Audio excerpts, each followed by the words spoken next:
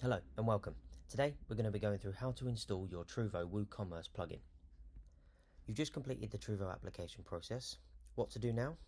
Once your account has been set up, you'll receive an email from our team with a link to our developer docs and 3 key pieces of information: your MID, your TID and your API token.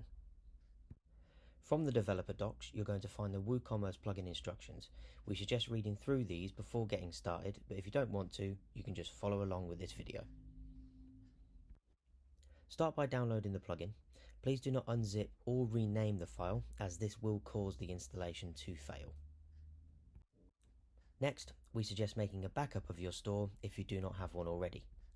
To start the installation process, you need to log into your WordPress admin. From here, select Plugins, Add New, Upload Plugin. Choose the file you wish to upload, make sure that it's the latest version and install it. Once the plugin is uploaded, you can activate it. From here, you'll be directed to the plugin menu, where you will see that the Truevo plugin is active. We're not done yet though. Now you need to configure your settings.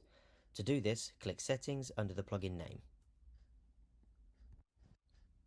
First, you're going to check that Truevo Payments has been enabled. Next, you need to add your title. This is what your customers will see when choosing the payment method on your checkout page. Keep it short and simple. After adding the title, you need to give it a description.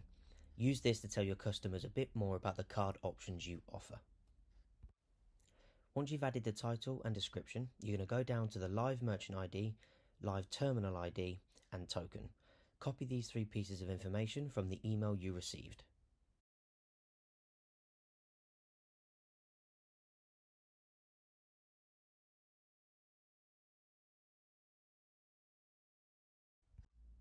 The rest of the configuration settings are completely up to you.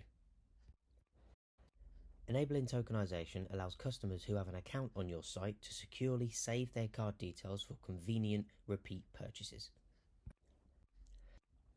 Enabling pre-authorization allows you to take pre-authorized payments and capture them later on. Please note that in order to take pre-authorized payments, you need to have set this up during your application process. If you did not do this, please contact your support team for assistance in getting it set up. If you enable pre-authorizations but did not set this up on your account, payments will fail. We also encourage you to enable debug logging. This will help you identify any issue that might arise with a payment. Finally, save your configuration changes and you're ready to start accepting payments.